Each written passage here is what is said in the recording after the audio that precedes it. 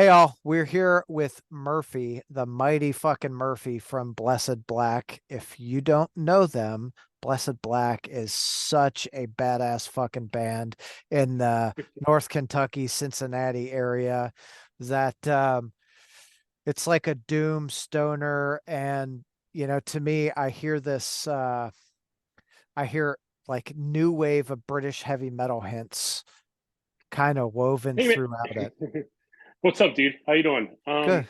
Hey, everybody. So yeah, I could hear some of that, I think. I mean, I definitely love, new wave British heavy metal.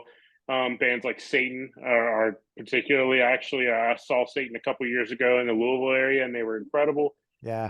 Even like up to like Night Demon and stuff like that, like the newer bands. So I dig that stuff. It's not necessarily something that I try to put into Blessed Black, but I'm sure it comes through just like everything else. Yeah. Well, like little hints of everything. And You it, know, it's the guys in the band and myself. We all listen to a lot of different kinds of music. I mean, like a ton. Like we're all over the place from everything from jazz through like the heaviest, most brutal death metal ever. So you kind of just pick and choose where you're taking your influences from, and everything gets blended up and spit out and becomes what it is. yeah, for sure. So I want to just kind of touch on your voice for a second. I made my daughter listen to some Blessed Black yesterday, and Oh, poor girl. she's always got headphones on, and your voice came on, and she goes, "Oh my God, he has got such a great voice." And I'm like, "Hell yeah." Well, that's really sweet of her to say, man. So this is the first band I've ever fronted. I've been singing since I was a kid. Grew up singing, grew up around music in a family that was musical, but no one else played instruments really. But like everybody was like, there was always music on in my house, and my mom and dad singing along to different stuff. And um, I've been singing since I was old enough to figure out how. I did a few bands in the past where I sang backing vocals or like where I might take a verse or a chorus or something, but this is the first time I've ever fronted a band ever. So I really appreciate that, man. It's tell your daughter I said thanks, and I appreciate anybody that has nice things to say about what I do. I'm still feel like I'm finding my way a lot of times. I'm trying to figure out things along the way. And I think you can hear that a little bit if you listen to our early stuff all the way up through the current stuff. Yeah. You'll hear a little bit of an evolution with my voice and me still figuring things out. Who knows? The next one might even be different. It's just one of those things where it's a constant evolution and me trying to find what I think works and what feels good and what I can recreate. And yeah, man, I appreciate that big time. Well, I'll tell you, right? You're absolutely right. I hear the evolution from the early stuff, La Brea and what have you. Like Seasons Volume One, it feels like you really starting to come into it. And then what you sent me is like, holy fuck, like it's still really good. And I feel like you're a lot more confident with that stuff than even, Seasons Volume One. I appreciate that, man. I feel that way too. I feel like Seasons Volume One, when I went in, we actually tracked the vocals for Seasons Volume One a different time, and I listened to them, and I was like, it's not. I wasn't feeling it. Like it was kind of more along the lines of what I did on the first album and on La Brea and things like that. A little more rough, a little more pushed, and it's just the more I listen to it, I'm like, I don't think it's what I want to do, man. So I actually sat with our producer Neil Turry, who owns Amish Electric Chair Studios, where we record, and we kind of just talked like, I think I'm going to try something different. So I just went in the booth and kind of just used my natural voice that came out without pushing, without trying to sound like anything. I just let it out, like let it be what it was. And at first I was really nervous about it. Like I wasn't sure if people would like it. I wasn't sure if it was good. But Neil was actually really reassuring. He's like, listen, man, change is hard. It's gonna feel weird. You're onto something here. You should stick with this. So we put it out, and I think people have responded really positively to it. And I really do think that. So this time when I went in to record volume two, which you're one of the first people to actually hear volume two, We'll be dropping the first single soon. We'll be making some announcements about that soon. So if you don't follow us online, please do so you can find out, because we're going to be dropping some new stuff here soon. When I went back into track with Neil, it was like, hey, listen, we were there last time, but I want to expand on that a little more. Now that I've been doing that live and singing these songs live for a while, I feel like I'm a little more comfortable doing what I need to do. And man, it was the easiest sessions I've ever had as a vocalist. I mean, we breezed right through these songs. A couple of them was like, okay, the first take was like, hey, that was usable. That was good. Normally first take is like, just delete that. We'll forget it happened. But Yeah. yeah, man, we had some magic in the studio, and it felt really good. And I lean on the guys in my band a lot for. I'll send them things like, "Hey, do you think this is good? Is this worth keeping?" Because if they're not in the studio with me, that is. Like when I did the vocals this time, it was just me and Neil, and I trust them probably more than I trust myself. Honestly, a lot of times, I'm in a band with these dudes, and I love all of them, and they all have impeccable taste, and I just feel like sometimes I'm a little too close to it, so I'd rather hear what they have to say. And I sent them over what we did, and they're all like, "Dude, this is it." So yeah, man, I really, once again, I appreciate all the kind words anybody has said for us, particularly about my vocals, because of this being a new kind of venture for me. It's really nice to get some validation that I'm doing something right. So I appreciate it. Hell yeah, dude. You absolutely are. I mean, obviously I've only seen Blessed Black the one time with Fairy Ring, but fuck, man, that I'm really glad you came up for that, man. That was a really fun show. That was a yeah. really cool show. I was really impressed the whole way through, right? I was a, Fairy Ring fan, Dude, prior they're anyway. they're such a special band.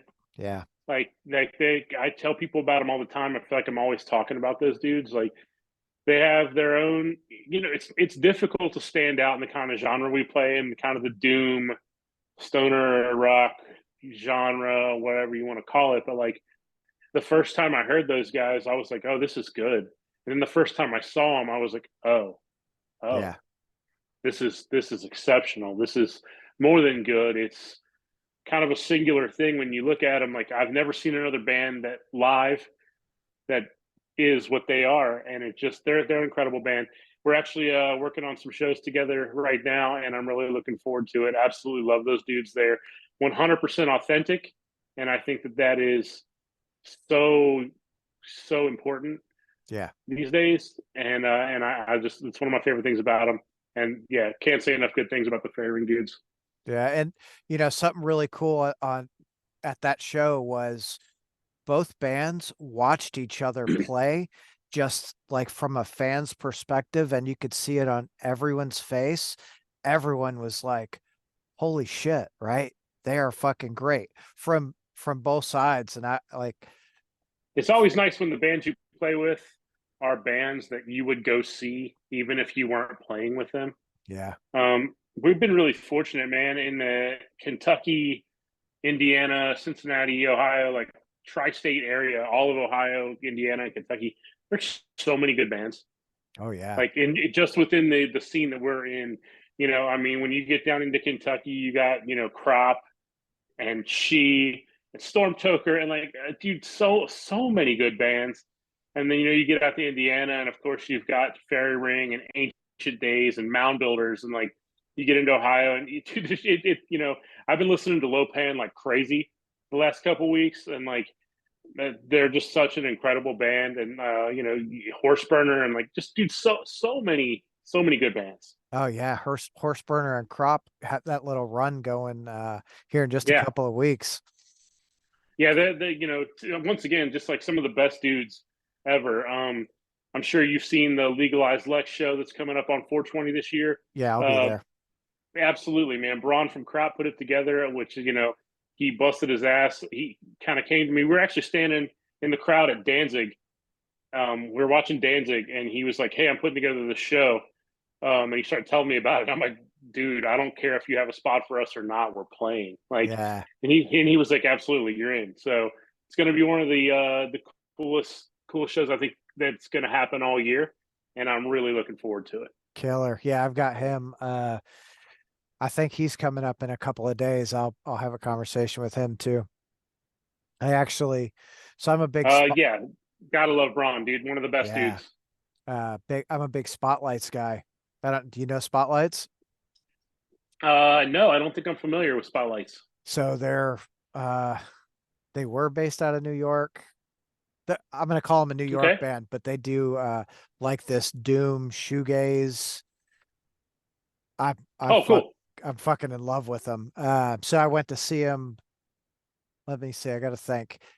The whole weekend was like I saw Deftones, Gojira like Friday night and Saturday night, and then went to go see Spotlights on Sunday night at Green Lantern in Lexington. Actually, Yeah, I love the Lantern, man. It's always a good time.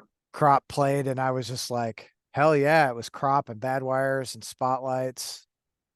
That sounds like a killer show. It was fucking great. So I actually met Braun that night.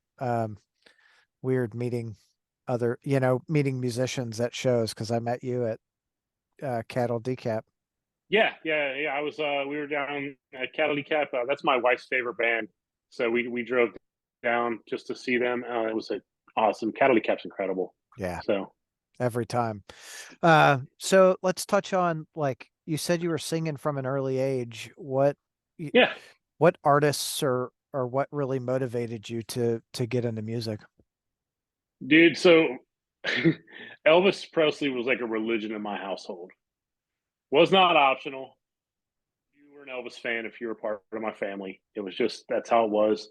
I can remember from I can't even say I remember. I remember my mom telling me about it as I got older, but when I was a child, like probably 5, 6 years old, man, like um my favorite song was Suspicious Minds by Elvis. Hell yeah. And so I would have her put it on the record player and I would like sing along to it. At the time I had no idea what I was doing, but as I got a little older, I started getting in. So my older sister, she's about 9 years older than me, and she was into like a lot of the hair metal of the time. I was born in '81, so my sister being 9 years older, she was at the peak high school years when hair metal was a thing. So I remember like a lot of times like I would hear stuff from her, Guns N' Roses and Wasp Oh was like yeah. the one that stood out, man. Cinderella honestly stood out to me early on for the vocals. I remember thinking Tom Keeper had the coolest voice because he had kind of a gravelly voice, which wasn't common in the hair metal scene. Most of those guys had kind of more of a pretty voice, and Tom sounded like he had been drinking whiskey all day. Yeah. And I thought it was cool, and I still to this day think Tom Keeper's got an incredible voice. And then Motley Crue and all those kind of things, and um, I didn't really get into wanting to play music until I got a guitar at like 10 years old because I just asked my parents for like a whole year, like, can I get a guitar? Can I get a guitar? And so they were like, we were pretty poor when I was growing up. So like they saved up and got me a guitar and it was like, this is your Christmas and your birthday this year. So I really hope you like it. And Oh yeah. I kind of fucked around with it for a few years. And then when I was like 13, I discovered like punk and grunge. And I remember hearing the Misfits, and hearing Soundgarden and Alice in Chains, and just being like, "Wow, okay, this is something that is hitting me a little deeper than music has even hit me before." And maybe I should figure out how to play this guitar. Yeah. And singing wasn't even on my radar at the time. Like even though I had been singing, like I sang in choir as a kid and in school and stuff like that. Like, but it just never really occurred to me to like front a band. So I just learned how to play guitar, and I started really taking guitar seriously around like 14 years old, and just started my first band when I was like 15 or 16 with my friends playing terrible punk songs and like covering the Misfits and the Ramones and stuff. Hell yeah. Um, That's how I think that's how everyone starts out, you know? Right, you right. Everybody had their first just like terrible band where your parents were just bummed out that you were practicing at their house, and Yeah. Oh yeah. but like my parents were like they were always pretty chill with everything. Like they were like, hey, listen, it could be worse. You could be like out doing something stupid, so that's fine. Like little Yeah. did they know I was still doing So stupid shit just in between. we all were, right? It's you got to have the balance. Right. And with like early high school years came like I started skateboarding, and like so I got into like a lot of skate punk, a lot of Fat Records, No Effects and stuff like that. Oh yeah. Lagwagon, No Use for a Name, all those like Fat Records skate punk bands. And dude, like a revelation, and I don't use that word lightly. Like a revelation for me was discovering the first two Danzig records. Oh, okay. So, like, I still to this day, like, on just about any given week, if you have me give you my top five records, those two are going to probably be in. Okay. Danzig 1 and Danzig 2. Um, Literally, I think they're flawless. I think they're perfect records. And so, that kind of pushed me into more like, okay, punk, but also metal. And I started thinking about, like my metal roots when I was a kid, listening to Metallica and Megadeth and stuff growing up. And I remember my sister introducing me to the Toxic Waltz, Oh yeah. showing me Exodus. And like, and it's funny because now like I work with Exodus and as a tech. So like, it's cool how full circle it all came. Dude, But I fucking love Exodus. yeah, Exodus is like upper echelon, one of the best thrash metal bands of all time. Once again, just a purely authentic band. They do what they do and they do it well. And also like just some of the best dudes. Like I absolutely am super lucky to. You always hear like don't meet your heroes, don't meet your idols and stuff. I grew up loving Exodus, and I call those dudes my friends now. And I have nothing bad to say about that. They're all great dudes, and I can't think of a single thing that I would want to say bad about any of them. That's fucking awesome. I met 2019 I met Gary Holt, Yeah, and it was on my birthday, and it was like I did it on purpose. Early in the year, I bought meet and greet for Slayer on my birthday. I was like, we're going to West Virginia. It's my birthday. We're doing dude, this. fuck yeah. And uh, so my birthday's May 13th. April 5th, my fucking little brother killed himself. Oh man, I'm sorry to hear that. So I was like, I'm all fucked up. I'm still going to meet the band. And Right, I went and met the band and kind of gave them my story. And I swear to God, they all just kind of huddled around me and were like, dude, it's okay. And gave me these words of encouragement. And I'm like, oh, this is why I fucking brother. love you That's why you guys. love. That's why you love music, man. I mean, in times like that, like loss and tragedy and stuff like that, like music is more important than ever. Oh yeah. You always hear people say like it sounds cliche, but I believe it almost every time somebody says like music saved my life. I believe people when they say that because I've experienced it, and I've experienced it through myself and through a lot of other people. Music heals people. Music saves people. It is the universal thing with music that like finding a song that speaks to you will heal you, man. Like and it's I think it's really good that you still went and did that. You didn't shy away from going out, and I'm glad you got to meet them and they embraced you like they did, man. I don't know the guys from Slayer. I have known Gary now 7 or 8 years now. I guess maybe not quite, maybe 6 or 7, something like that.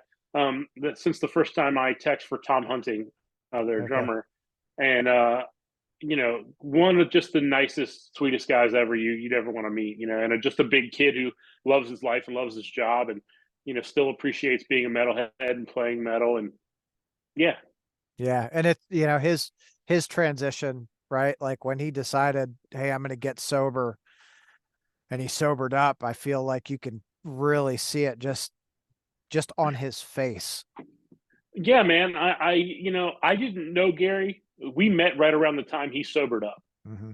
Um, so I think like the first year or so that I met him, he would drink a couple beers at the shows when I saw him, but I never really saw him like hammered or like fucked up real bad. And then like about maybe a year afterwards, excuse me. Actually, the last time I think I saw any Gary drink, it had to have been 2020, maybe 19, something like that. And even then, it was like I had a beer, but not I don't drink, but he had a beer before he went on stage, and that was it. Like, but I can tell that like since he has gotten sober, you can tell that like he's feeling better, and that he is seeing a lot of positive effects from it. And I'm glad for him, man.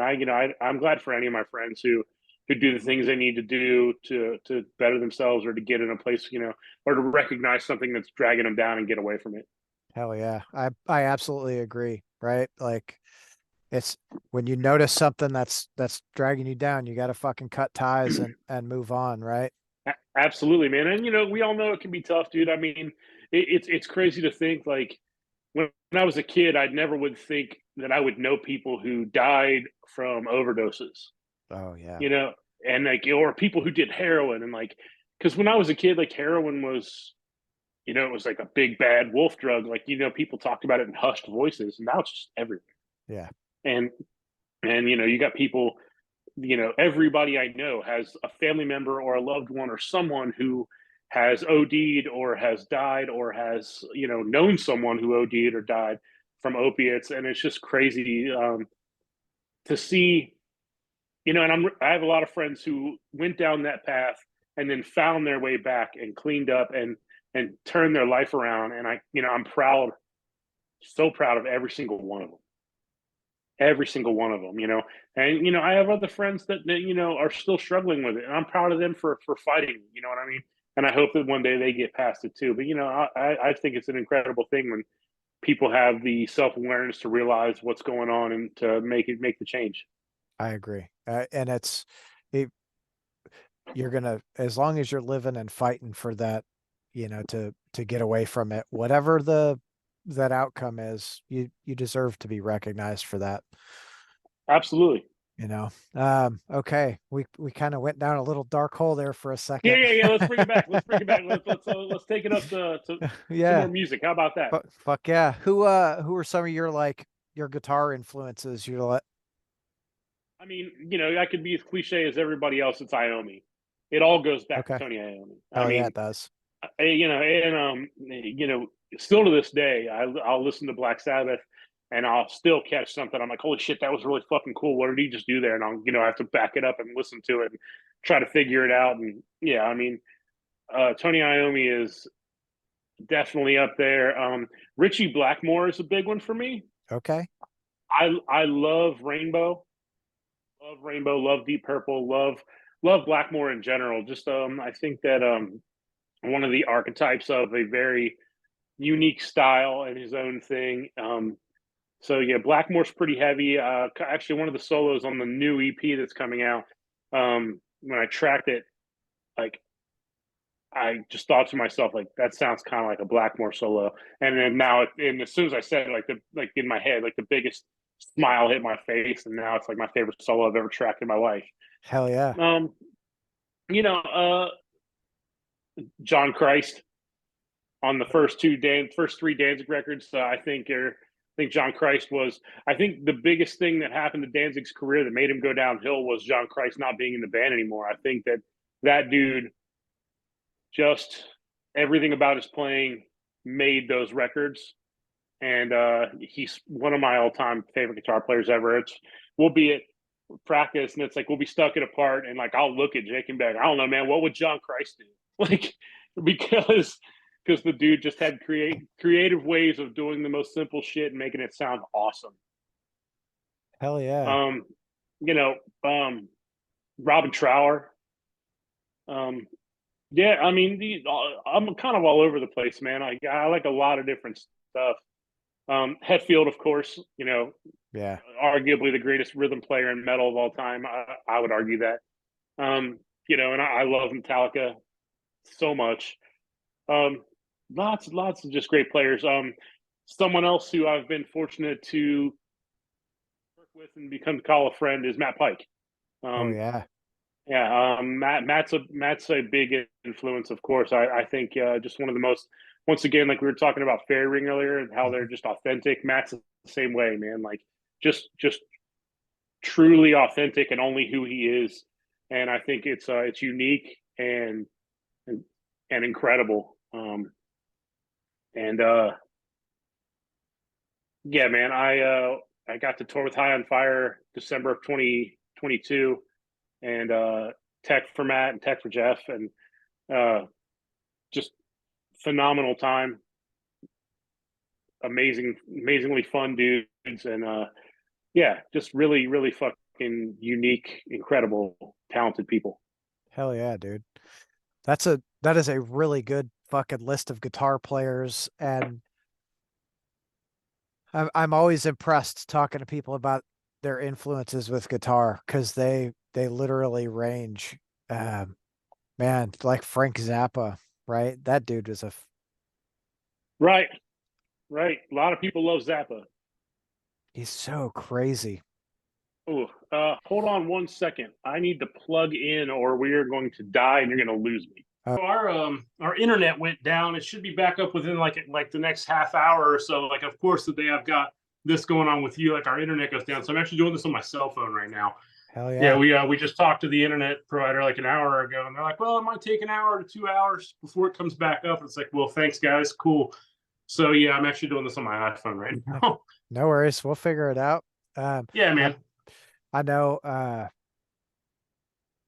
it's always weird doing these things, right? Like half the people use the phone, half the people use a laptop. I'm always on a laptop because I got my little studio area. Right. Normally, I actually would be too. Yeah, man. If our internet was working, I normally have my laptop in my studio area too.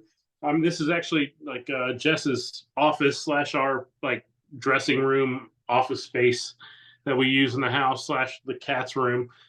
Yeah. So, Oh, speaking of cats, oh man, look at that. Yeah, we've dude, got three of them. They're around here somewhere. I got three dogs and a cat, and they're all pit bulls, and the cat rules the roost. Absolutely, it's funny how that works, man. Yeah. Um, Um, but yeah, getting back to like guitar players, man, I think that it's cool um, hearing what influences other guitar players. Like, when Jake came into the band, so Jake's the newest member of Blessed Black. Like, we started the band 2017 ish, I think, and with my buddy Chris playing guitar. And it's coming up on 2 years now. Chris, told us like he wanted to move out of the band, and we started talking about who to get. We toyed with the idea of being a three-piece for a minute. mhm. We actually played a couple shows as a three-piece, and it just kind of didn't feel right. Like something was missing. So we contacted Jake. We knew him. He used to play in a band called Smoke Healer up here, and he had been out of for a little bit. And so I hit him up, and he came down, and it was immediate. Like the chemistry was immediately there. He fit 100% with the band, and it's been such a cool experience. Like finally, not that there was anything wrong with Chris being in the band. Chris is a great guitar player, and he helped found the band with us, and I'm eternally grateful for all of that. But when Jake joined, there was just a chemistry there that I can't say that I've ever had with any band before I've ever been in. That's cool. Yeah, it's really good. I mean, we hang out outside of playing music. They're my dudes. We all hang out and like just chilling and laugh our asses off, just hanging out, being friends, and um, it's been really good. But yeah, Jake's influences are completely different than my influences. We have some where we meet in the middle. Things, we both love like bands like Graveyard, Yeah. um, or Uncle Acid, things like that, or like Robin Trower, or Rainbow, shit like that. Like we meet in the middle on a lot of things, but then he'll send me something completely out of left field that I've never even heard of before, or I'll send him something that he hasn't heard before, and it's like, oh shit, this is sick, and it's really Yeah. cool, like how everybody's influences come together to make what becomes Blessed Black. Well, and that's, it's like with every band, right? You know, looking at even Black Sabbath, when you had Ozzy era Black Sabbath, it was a very unique, powerful thing. When you Right. move into Dio, it was still super powerful, but it was different, Dude, right? so yeah, I've had that argument with a lot of people, man. Like, it's funny because my wife, her favorite band is Black Sabbath. Well, up there with Cattle Decap, but I think maybe probably overall Black Sabbath. But one of the first like things I ever said to her about Black Sabbath, I think is like I think Dio Sabbath is as good or better than Ozzy Sabbath, and she kind of scrunched her nose at me. She couldn't believe I said it. And like, um, but I Well, still feel that way. I think that you know, like you said, the Ozzy era Sabbath is special. You know, it's the archetype. It's the beginning of what all of us became. yeah. And but when they moved on with Dio, it's still really special. I mean, I think you listen to Heaven and Hell, and then that's a band with a fire lit under their ass, dude. Like they had something to prove. And where you listen to Mob Rules and you hear like a riff like Signs of the Southern Cross, and it's like, Oh holy yeah. shit, man! Like this is still an amazing band. Yeah. Um, So I'm with your wife on this one. I'm a Ozzy. I love yeah, Ozzy era Black Sabbath. And I I like both. full disclosure, I did not like Dio Black Sabbath. And I say I didn't like it. I didn't give it an opportunity until I don't know, probably the last, I'm gonna say 2 or 3, but it might have been like 5 or 6 years. Um, Yeah, I've been and slowly like trying to wear Jess down. Like every yeah, now and then she'll be like, actually, this is a pretty good song. Like, yeah, yeah, there's some really good songs there, and it's not Dio era Sabbath is not bad by any means, right? no, it's still Black Sabbath. You know what I mean? Yeah, And the first few Ozzy records are incredible. So I'm glad that we got the Dio era Sabbath and the early Ozzy solo stuff, and then I'm glad that Ozzy came back. I mean, dude, the last Sabbath record 13 is sick. fuck yeah, it is. It's super good. So I'm glad we got all those different eras. I've heard they're even talking about putting out some of the Tony Martin era Sabbath again, like re-releasing a lot of it. Which Okay, there's definitely some good stuff on there yeah, too. But Dio era Sabbath, Black Sabbath with Ozzy and Dio, I both think are amazing bands, just slightly different. You know what I hmm mean? I absolutely agree, right? But I that's do think that the big thing they lost with Ozzy for me was Ozzy's lyrics were so um wild but like relatable somehow. Like, yeah, he'd be talking about the craziest shit, but somehow you would still connect to it and relate to it. Whereas, with Dio, he's singing about a lot of high fantasy stuff, and some people just can't dig that or connect with it, and I can understand yeah. that. Me being like a fucking D&D nerd growing up, like I connected with it immediately. Uh, So well, I was never a big D&D guy, but I always dig the fantasy stuff because it's yeah, that's what drives us, right? Some sort of fantasy or dream or whatever. And I don't know. I fucking love dragons. So I'm like dragons and knights and shit. Let's just fucking right, do it's it. sick. I Yeah. do think it's cool that like through Dio and other bands, Manowar and shit like that, how like that became synonymous with metal as like fantasy swords and dragons and shit like Yeah. became a part of metal through guys like that. Um, and I grew up loving Dio. Like I said, I love Rainbow. They're a huge influence. Um, not to drag back, but like an influence I feel like I need to talk about is how much I think that Judas Priest is the greatest heavy metal band of all time. Okay. Yeah. I genuinely do think that. There are albums that I would list above a lot of Priest albums, but I think that overall, um, I really do genuinely think they're probably the greatest metal band ever. So, The thing I really like about uh, the thing I love, not even like the thing I love about fucking Priest is, Halford was very, I'm gonna say flamboyant, but that's not the right phrase, right? Like dressing in the he was just leather and shit. authentically him. Yes. And everyone was like, yeah, it's fucking awesome. And then he comes out and they're like, what? It's like, who gives a shit?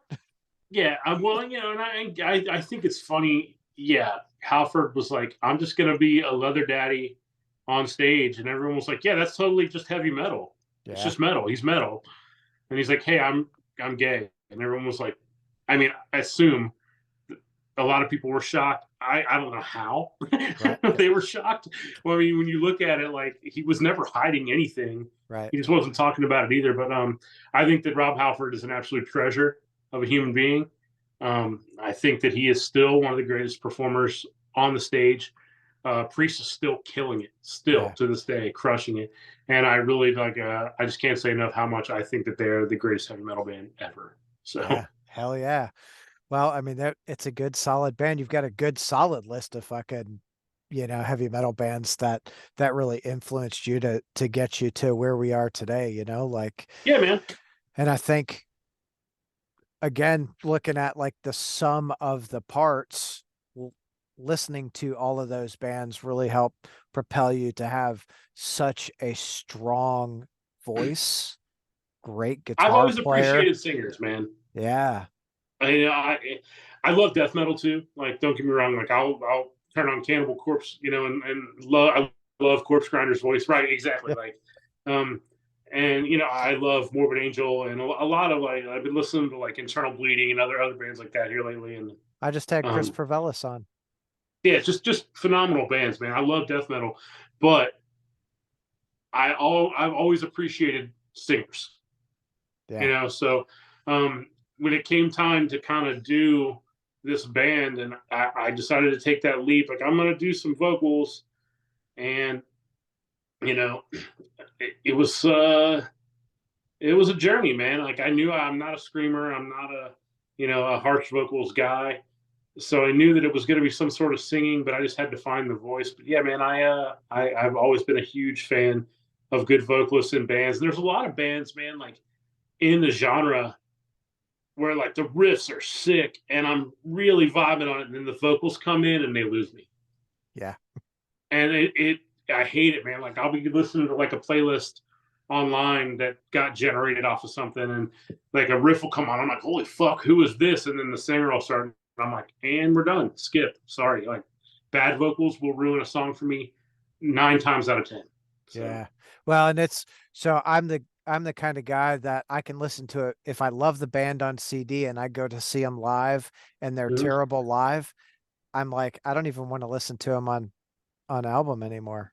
It can be a bummer, man. Like, there's definitely some bands that I've seen over the years that couldn't quite pull off. I don't know if it's whether they were too ambitious in the studio, or maybe just like they weren't a great band live, and the studios just gave them the opportunity to doctor it up. But like, yeah, I've definitely seen some bands where it's like, damn, this record's sick. I can't wait to see them. And then you see them, it's like, well, at least the record's good. Yeah. um, but yeah, or vice versa, man. I've seen some bands that live that like blew me away, and then you listen to their record and it's like either they didn't have the budget or the know-how or the time to capture that. And Yeah. going back to earlier talking about where we record at Amish Electric Chair with Neil Turry, one of the things that we've been able to do since Seasons Volume 1 and also Volume 2, 3 and 4 are coming, we're actually working on them now, is for the first time we're tracking these albums in a room together live as a band. Oh, nice. And that's something I've never been able to do before. My studio experiences were always you go in, you have scratch guitars, the drummer lays his tracks down, bass player, guitar players lay their tracks down, singer comes in, does his thing, and the sum of everything gets put together. So to be able to be in a room with my dudes, looking at each other, vibing off each other, playing these songs, I think there are moments on those EPs if you listen closely where there are like microscopic little fuck ups that like we just kept because that was the take. That take had the feel, the vibe, the sound that we were looking for. And it's like, well, I can live with that like 0.25 of a second where the guitar pulled out of tune or something like that, like, and I'm really proud of it. And I think that one of the things that made those records so far so special for us to make was that ability to track together in a room. I think that, when bands have that ability and they do that, it sounds a lot different than when everyone does their own part separately. I think there's something more organic about it, because you don't practice. I mean, I practice individually. I play my guitar without the dudes around, but like we practice as a band in a room together, Yeah. and it's different when you've been rehearsing your ass off to go into the studio and you get in there and all of a sudden it's like, okay, well, I'm by myself now. It's not the same. It's No. not the same as like when you're in a room with your dudes and you're all, both or all four of you, working on the same thing at the same time. You feed off of each other. Oh, fuck yeah, you do. It's like being on stage, you Yeah, know, you you're gonna have that, and it makes for a warmer, more welcoming sound. Like you said, it's a better vibe. It right. you guys are getting it together, and that's I feel like I like those albums more. Yeah, I like live albums for that reason. yeah. Oh yeah, dude. A good recorded live album. Absolutely. If you've got a good live album that can capture, what a band does well, Hmm. um, like Opeth at Red Rocks, Oh, I gotta listen to that. dude. It's so good, so good. And bands that can have put out a good live record, I think you really hear the magic of that band being in their element more so than you would any studio album, I think. But you know, also I think certain bands haven't figured out in the studio too. So Uh, we're working on it, man. We're trying. you guys are fucking crushing it, dude. Thanks, man. I appreciate it. Um, I, the I'm hoping that when volume two comes out, there's a ton of fucking fanfare around it. I know I'm gonna be like pushing. It's one of those things, man. Like you work really hard to put out a record, and you never know. You never know. We might put it out, and people might love it. People might not love it. It's a risk, but at the end of the day, we write the music for ourselves, and we just hope that people relate to it and then love it. And even if people do love it, there's no guarantee that it gets a push from anything. We live in a weird time to be a musician, man, where like content online and socials and things like that have to be pushed beyond just writing good songs. It's not enough to be a good musician anymore. Like you have to be a content creator now. It's Yeah, required. So, and when you're 42 years old, figuring out TikTok. You know what I mean? It's different, yeah, man. Like it's one of those things where it's adapt or die. And that's just how it is. It's not like it is anymore, or it's not like it was in the '90s when you could be a good band and that was enough. right. If you were a great band with a good record, that was enough. It's not anymore. Now people want to be entertained at every avenue, and we're doing our best to try to bring people what they need. So Well, it's not even I'm be hopeful. I don't think it's being entertained at every avenue. All it is just a constant reminder, right? It's constant Just branding. a constant poke in the face, like, hey man, Yes. we're here. Listen Yeah. to this. Yeah. Which, it feels a little disingenuous at times, but it's a part of being a musician now that we either embrace it or you fall by the wayside. So we're doing our best to try to keep up with it. Hell yeah. Yeah, I think everyone is. I mean, that's, in my business too. It's you got to be in front of people all the time. Uh, so you learn. And here I am. I'm a little bit older than you, and I'm like, dude, I hate email. I don't want you to email me. I don't want to be all over Facebook and Instagram and TikTok Right. and Right. but it just kind of is what it is. Like I said, man, it's adapt or die. You either figure it out or you get passed up. For sure. And I see some of these young bands coming out. There's a hardcore band from up in like the New Jersey, New York area called Gel. Do you know Hmm, Gel? I do not. I met them. They were on the High on Fire tour I did, and their content is killer at all times, and it's like they know exactly how to present themselves.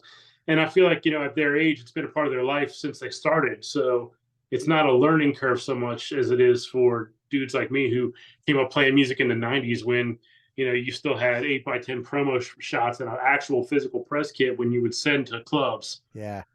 So things are a little different, but like, I'm trying very hard, man. And the guys in my band, we're all trying to really put a push behind this in every way we can because I really do think that the songs are there. I'm really proud of the songwriting. I'm proud of what we have become as a band, and I do want people to hear it. I want to get out and get on more stages this year.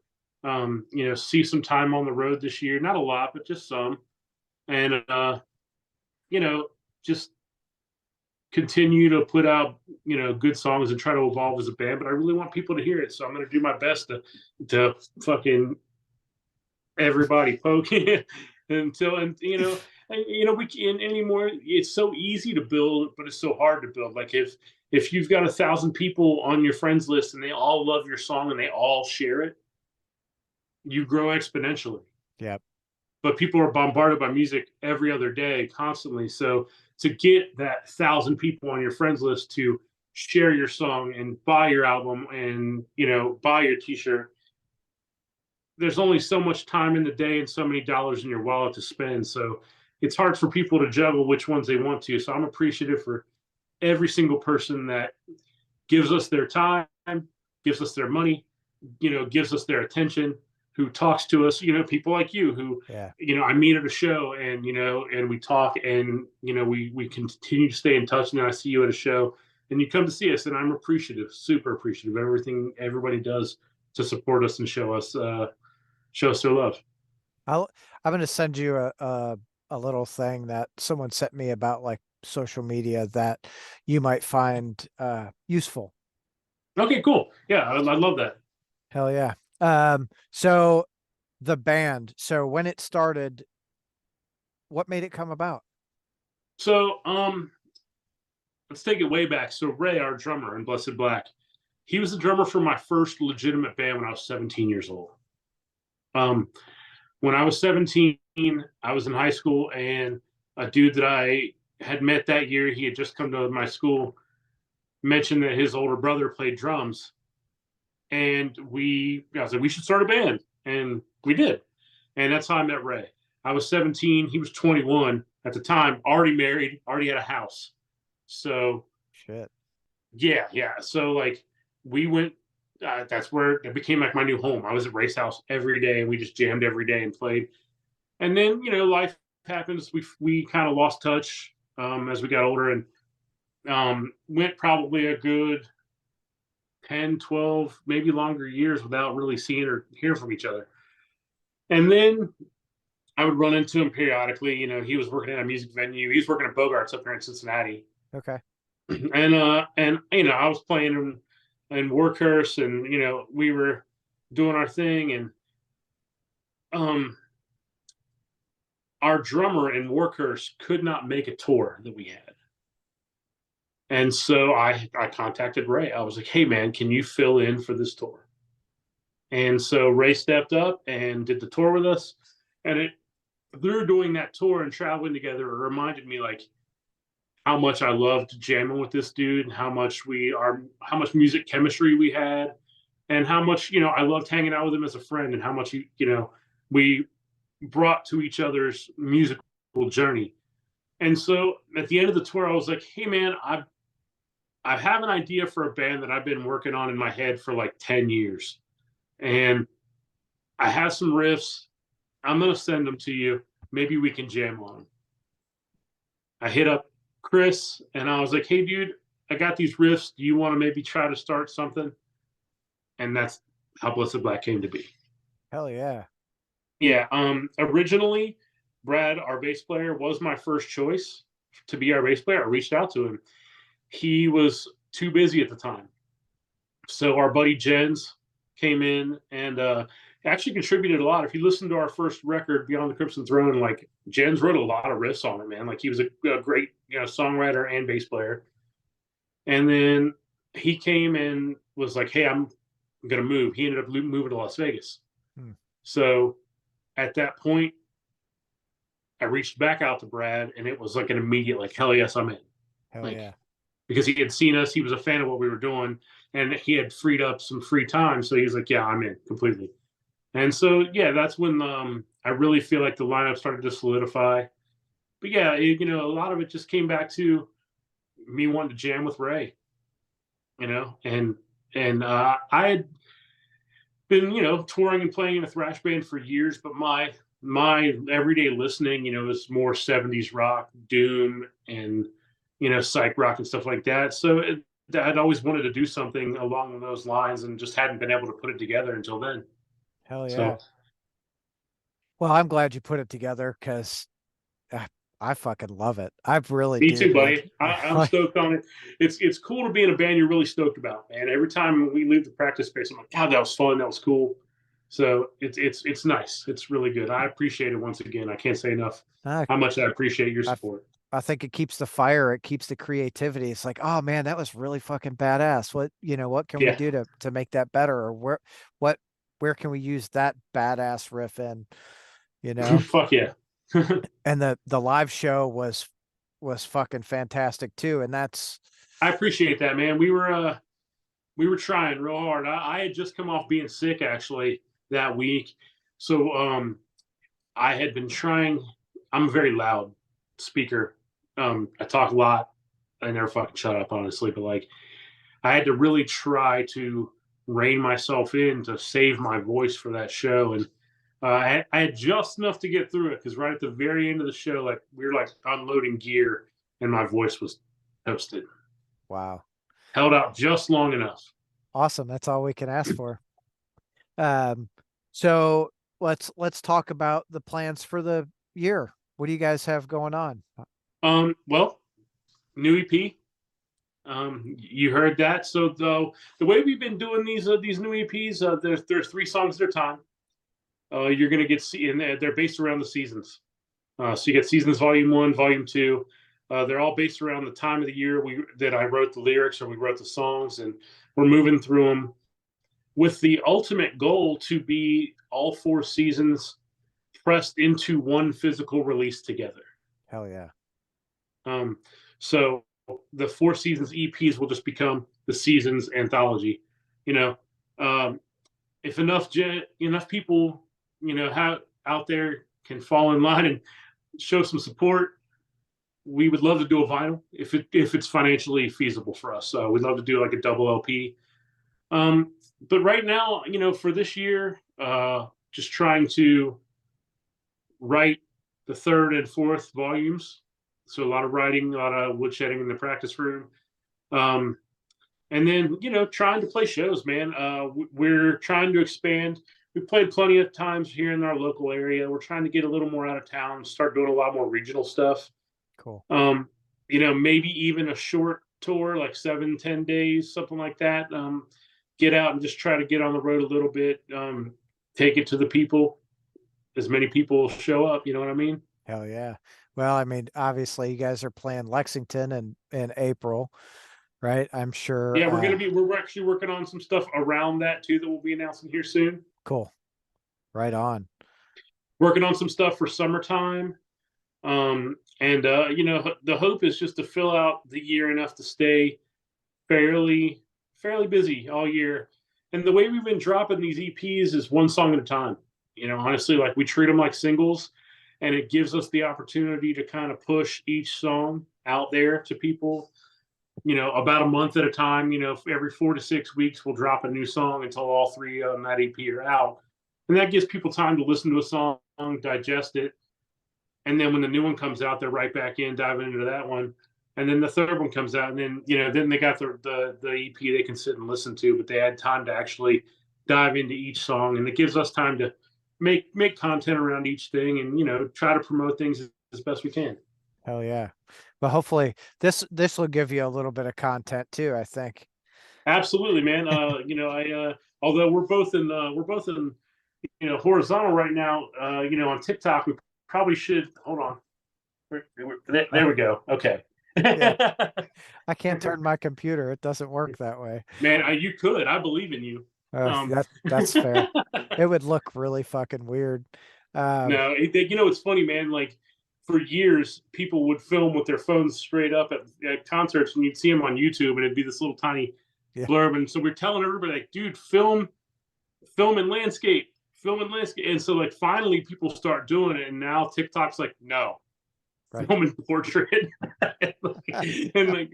and so it's like shit. Now I have to get everybody to start doing I gotta that. retrain them. Yeah. Yeah, it's funny, man. So are you teching on Headbangers Boat this year? So no, I was supposed to do Headbangers Boat, this one that just happened. Yeah. And then I wasn't able. It's funny, man. I couldn't go because Workhorse had a tour pop up that got moved. Oh, So we had a tour, then it got moved onto the dates of Headbangers Boat. So I had to cancel my trip to Headbangers Boat, and then the tour got moved again. So I had already canceled my stuff for Headbangers Boat. It sucked. Dude. But I'm actually leaving uh, on February 13th with Municipal Waste. My good friends, I'm going out with them for about a month, teching for them.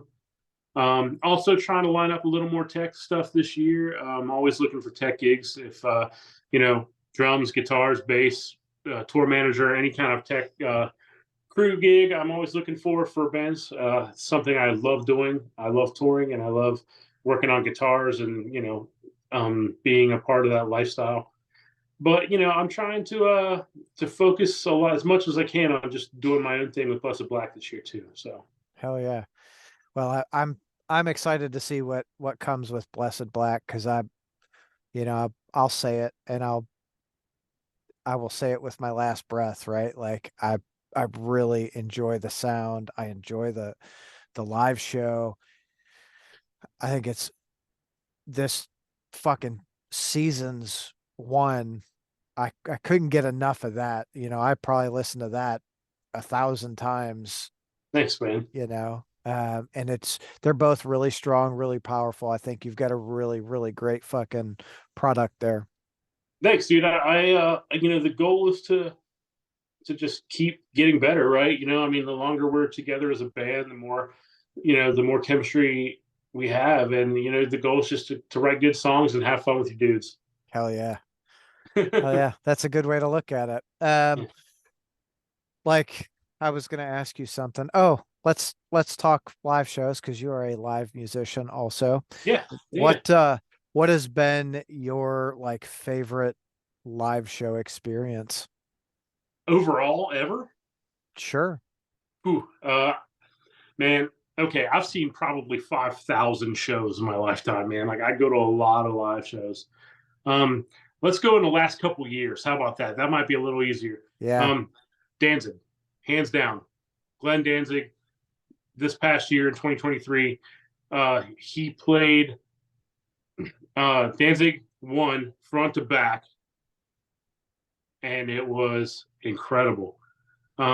He also played some cuts from two and three that everybody was stoked to hear. But I mean, to be at his age and still putting on a show with so much energy, and the band sounded so tight, and you know, I love every single song. I'm screaming the lyrics to every single song, but the show was unbelievable, just Right on. absolutely incredible. Um, Saw Mastodon this past year, always an unbelievable show. Just incredible light show. Gojira was with them, Yeah. also an incredible band. Mastodon absolutely crushed. Um, just the light show and the lasers and all their crazy bronze drum kit with all the wild ass raps and shit all over it, and everything about that band. It's cool because I saw Mastodon for the first time in like 2003 at Crazy Fest, Oh, right on. and so to see where they were then and how far they've gotten to and what they've become has been really cool. And I think they're just one of the greatest bands out there doing what they do. Just phenomenal. Um, I was lucky enough to get to tour last year with Municipal Waste, and we were opening for Carcass. So I Oh, watched Carcass play every single night, and that band is just so fucking good, man. Like every night after night, those dudes are just absolutely crushing it. And I'm a Carcass fan, but like I gotta say, touring with them made me appreciate them in a way that I never had before, even. right on. So yeah, and plus, once again, they're just the nicest dudes. That tour was great. It was Municipal Waste and Carcass, Sacred Reich, and Creeping Death. Who, Oh, if you haven't heard Creeping Death, one of the oh, best young death metal bands coming up in the scene right now. Just absolutely insane riffs, and Reese's vocals are fucking bonkers. Just super fucking cool death metal. yeah. I've probably seen them a handful, maybe a half a dozen They've been times. touring their nuts off. So like Yeah. I'm sure you've caught them a few times. Definitely, if Creeping Death comes to your town, go see them. It's worth it. Yeah, they're fucking great. Wow. Danzig. That cattle decap show was actually really good too, man. So I was that, impressed by them. I've always listened to them a little bit, but they weren't on my radar nearly as much until Jess and I got together, and she listens to them all the time. And that the last two records, man, were like exceptionally good. Yes. like really, really good. And so to see them play, and we caught them a couple times. We saw them with Amon Amarth as well. They came through. It was like it was them and Obituary Oh yeah. and Carcass. And with Amon Amarth, we caught them up here in Cincinnati, and that was also an incredible show. But yeah, man, Danzig destroys all. Absolute incredible, absolute unbelievable show. I think the first time I saw Danzig, I saw him with Sepultura. Oh, sick. That was a cool fucking show. That was back in when Max and Igor were still with the band. Yeah, Uh like Biohazard. Chaos AD era. Yeah, it was probably 96, 97. Yeah, so right before Chaos AD, like right around the time it was, or not before, but like right around the time it was Yeah. really, hitting. Yeah, it was what a fucking both all the whole That's night was prime era Sepultura right there. dude, That's it was fucking so. killer. What was your first live show experience? Oh man, that's hard to say. I saw Chubby Checker with my dad Oh shit. when I was like a lad, like just like a little kid, man. Like, he played at the Cavalcade of Customs car show when I was like probably 6, and my dad took us, and it was cool. Um, the first concert I can remember buying tickets for and going to, um, I was 15, and it was Rancid, or no, it was Motorhead, the Dropkick Murphys, and Hatebreed. Oh fuck. Yeah. Um, loud, still to this day, maybe the loudest show I've ever been to. It was at a club called Annie's here in Cincinnati, which is, not a big club at all, man. And like, yeah, Crazy Bill. I had never heard of Hatebreed. Of course, everyone knows Motorhead. Yeah. And Dropkick Murphys, I knew who they were, their first album. But like, unbelievable show. Dudes getting fucking annihilated left and right in that place. And Oh yeah. I was just a young kid. I wasn't even technically old enough to be there, um, but I had some connections that were allowed me to get into the club. Hell yeah. um, and then later that year, I saw No Effects. I was like, I just got my license and just got a car. I was like 16. Started going to punk shows all the time. We used to go to a lot of like band challenges and a lot of local shows and stuff like that, and basement Yeah. shows, all kinds of stuff like that. But as far as bigger shows that I can remember paying for, stuff like that was, yeah. I Those think are Motorhead was the first one. Yeah, that's a good first fucking show. yeah. I was completely blown away. I did not wear earplugs, and my ears rang for like a week. It was bonkers. You're like, I'm 42 and I still have tinnitus from that night. Well, I do have tinnitus, and I'm sure it didn't help. No. Yeah. Yeah. I saw Motorhead with Slayer and it was mind blowing. Yeah, It wasn't my first show, but yeah. That's a pretty killer fucking show, though. What was yeah. your first show? So the first show that I ever went to was Michael Jackson on the Thriller tour. Oh, I'm so jealous. Yeah, You that have was no idea how jealous I am. oh I I would hear have loved to have seen Michael. yeah, Grew up absolutely worshiping the dude when I was younger.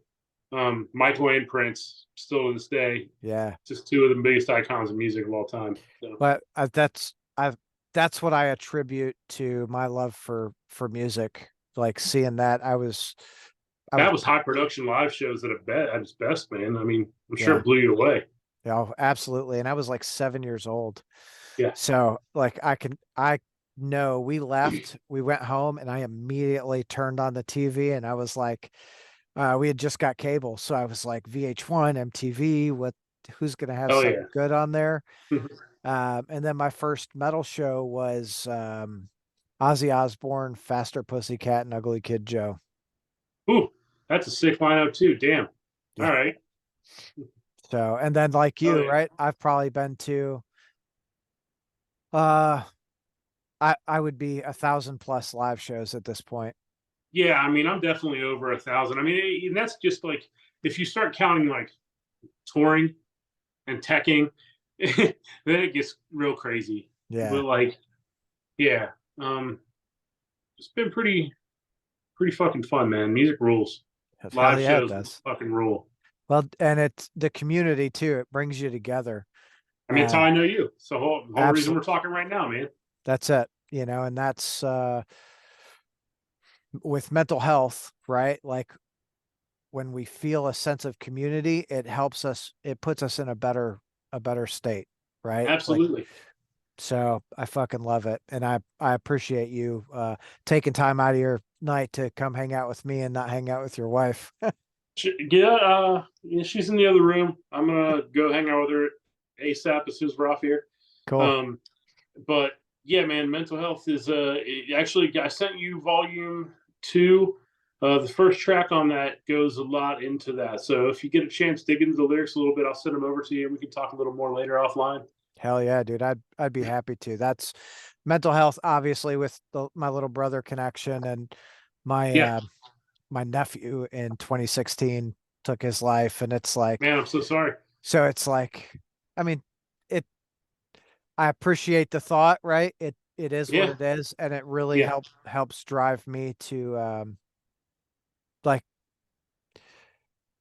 be conscious of other people and what they're going through. I try not to be, like absolutely. knee jerk reactions.